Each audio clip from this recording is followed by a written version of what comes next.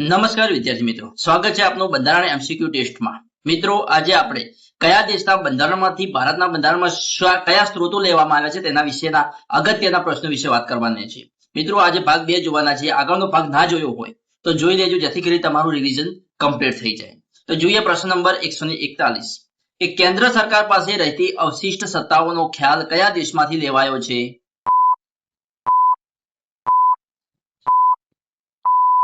મિત્રો, આપણો જવાબ આપશે ઓપ્શન સી, કેનેડામાંથી લેવામાં આવે છે।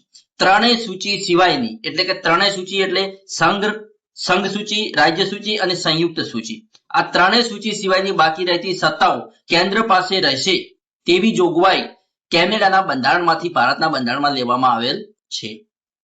જોઈએ નેક્સ્ટ પ્રશ્ન નંબર 142 કે ભારતીય બંધારણમાં ગણતંત્ર શાસન વ્યવસ્થા કયા દેશમાંથી લેવામાં આવી છે?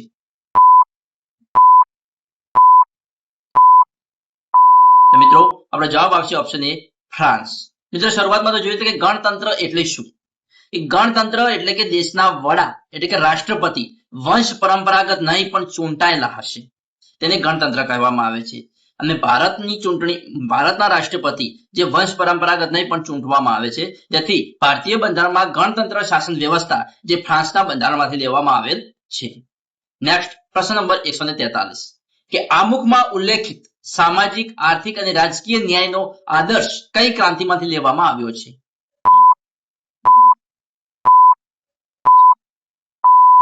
આપણો જવાબ રહેશે ઓપ્શન સી, રશિયન ક્રાંતિમાંથી લેવામાં આવ્યો છે। 1917 ની અંદર રશિયન ક્રાંતિ થઈ હતી। 1917 ની રશિયન ક્રાંતિમાંથી સામાજિક, આર્થિક અને રાજકીય ન્યાયનો ખ્યાલ લેવામાં આવ્યો હતો, જે પાછળ આવતા ભારતના બંધારણમાં પણ લેવામાં આવ્યો છે। જોઈએ આગળનો નેક્સ્ટ પ્રશ્ન, પ્રશ્ન નંબર 144 કે રાજ્યસભાના સભ્યોની ચૂંટણીની પ્રક્રિયા કયા દેશના બંધારણમાંથી લેવામાં આવી છે?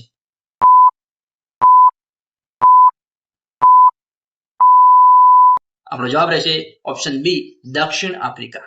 રાજ્યસભાના સભ્યોની ચૂંટણીની પ્રક્રિયા દક્ષિણ આફ્રિકાના બંધારણમાંથી લેવામાં આવી છે। નેક્સ્ટ પ્રશ્ન નંબર 145 કે સંસદીય વિશેષાધિકાર કયા દેશના બંધારણમાંથી પ્રેરિત છે?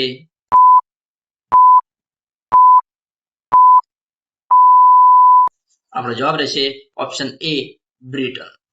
સાંસદોને મળતા વિશેષ અધિકારો બ્રિટિશ સંસદમાંથી લેવાયા છે, બ્રિટનના બંધારણમાંથી લેવામાં આવ્યા છે। નેક્સ્ટ પ્રશ્ન નંબર 146 કે ભારતીય બંધારણનો સૌથી મોટો સ્ત્રોત કયો ગણાય છે?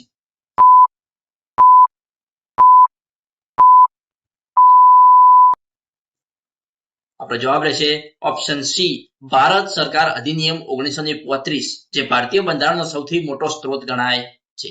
બંધારણનું લગભગ 2/3 માળખું આ સરકારી કાયદામાંથી લેવામાં આવ્યું છે। ભારતીય બંધારણ સૌથી મોટો સ્ત્રોત એટલે ભારત સરકાર અધિનિયમ 1935, જેમાંથી 2/3 લગભગ 2/3 સ્ત્રોતો આ માળખામાંથી લેવામાં આવ્યા છે। જોઈએ પ્રશ્ન નંબર 147 કે સર્વોચ્ચ અદાલતનું સલાહકારી અધિકાર ક્ષેત્ર કયા દેશમાંથી લેવાયેલ છે?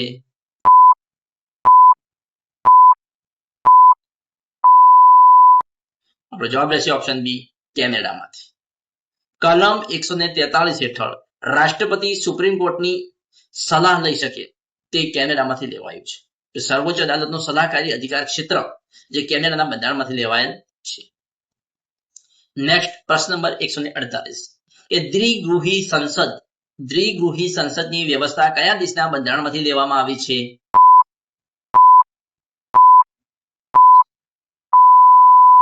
આપણો જવાબ રહેશે ઓપ્શન બી, બ્રિટનમાંથી લેવામાં આવી છે। રાજ્યસભા અને લોકસભા એમ 2 ગૃહોની વ્યવસ્થા બ્રિટનથી પ્રેરિત છે, બ્રિટનના બંધારણમાંથી લેવામાં આવેલ છે। નેક્સ્ટ પ્રશ્ન નંબર 149 કે ન્યાયતંત્રની સ્વતંત્રતા નો ખ્યાલ કયા દેશમાંથી સ્વીકારાયો છે?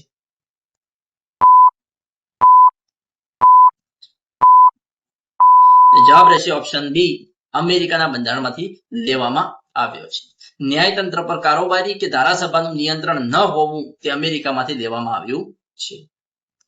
નેક્સ્ટ પ્રશ્ન નંબર 150 કે કાયદા સમક્ષ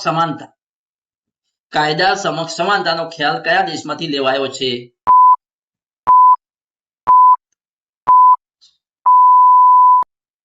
જવાબ છે ઓપ્શન એ બ્રિટનમાંથી. કાયદા સમક્ષ સમાનતા નકારાત્મક ખ્યાલ બ્રિટિશ કાયદામાંથી લેવાયો છે, બ્રિટનના કાયદામાંથી લેવાયો છે. નેક્સ્ટ પ્રશ્ન નંબર 151. કાયદાનું સમાન રક્ષણ નો ખ્યાલ કયા દેશના બંધારણમાંથી લેવાયો છે?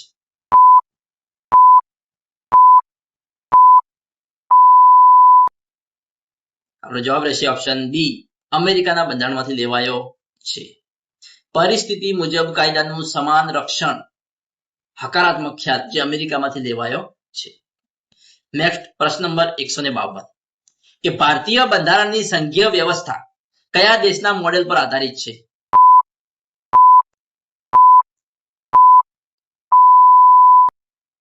જવાબ છે ઓપ્શન બી, કેનેડા. ભારતીય બંધારણની સંઘીય વ્યવસ્થા કેનેડાના મોડેલ પર આધારિત છે. કે ભારતીય સંઘ માટે યુનિયન ઓફ સ્ટેટ શબ્દ કેનેડાના બંધારણ જેવો છે. જોઈએ નેક્સ્ટ, લોકસભાના અધ્યક્ષ ના હોદ્દા અને ભૂમિકાની જોગવાઈ કયા દેશમાંથી પ્રેરિત છે? તો આપણો જવાબ રહેશે option A, Britain. British house of કોમન્સના સ્પીકરની જેમ ભારતમાં લોકસભા સ્પીકરનું પદ છે. બ્રિટિશમાં હાઉસ ઓફ કોમન્સ તરીકે ઓળખાય છે અને ભારતમાં લોકસભા સ્પીકર તરીકે ઓળખાય છે. નેક્સ્ટ પ્રશ્ન નંબર 154 બંધારણની સર્વોપરિતા નો સિદ્ધાંત કયા દેશની રાજકીય વ્યવસ્થાથી પ્રભાવિત છે?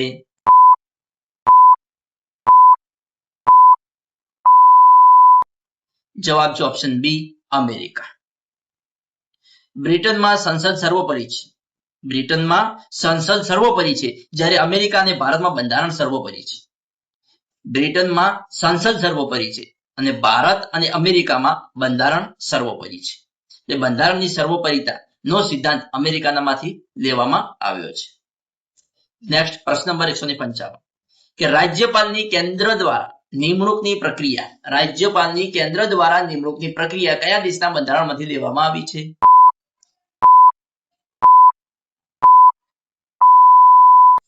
જવાબ છે ઓપ્શન સી, કેનેડા.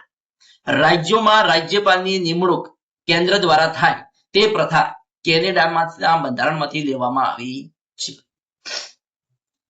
નેક્સ્ટ પ્રશ્ન નંબર 156 કે ચૂંટણી પંચ અને મુક્ત ચૂંટણીઓની વ્યવસ્થા કયા દેશના બંધારણીય માળખાથી પ્રભાવિત છે?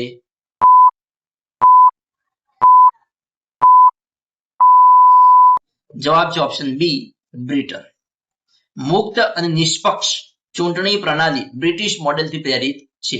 આ ભારતમાં જે ચૂંટણી પંચ અને મુક્ત ચૂંટણીઓની વ્યવસ્થા જે કરવામાં આવે છે ચૂંટણીઓ જે બ્રિટનના બંધારણમાંથી લેવામાં આવેલ છે. જોઈએ નેક્સ્ટ પ્રશ્ન નંબર 157 કે સર્વોચ્ચ અદાલતનું સંગઠન અને તેની સત્તાઓ કયા દેશના ન્યાયતંત્ર પરથી પ્રેરિત છે?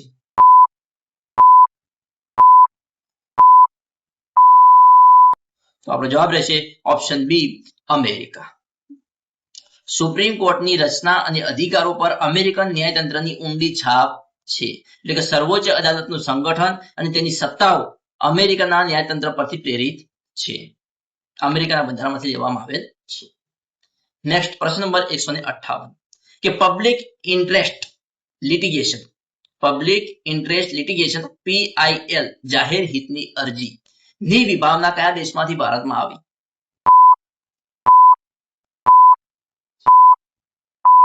આપણો જવાબ રહેશે ઓપ્શન બી, અમેરિકા.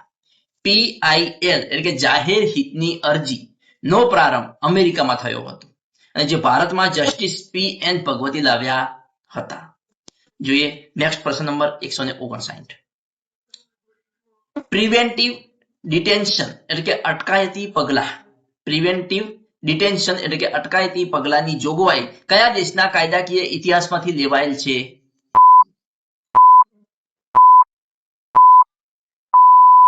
તો આપણો જવાબ રહેશે ઓપ્શન એ, બ્રિટિશ શાસનકાળ અને બંધારણમાંથી લેવાયેલ છે. કે શાસનકાળ યુગનો કરતા પહેલા અટકાયત કરવાની જોગવાઈ બ્રિટિશ વહીવટી કાયદાઓ પરથી લેવાયેલ છે. એટલે કે અટકાયતી પગલા જે બ્રિટિશ શાસનકાળના બંધારણમાંથી લેવામાં આવેલ છે. નેક્સ્ટ પ્રશ્ન નંબર 160 કે સંસદમાં કાયદો બનાવવાની પદ્ધતિ કયા દેશમાંથી લેવામાં આવી છે? સંસદમાં કાયદો બનાવવાની પદ્ધતિ કયા દેશમાંથી લેવામાં આવી છે?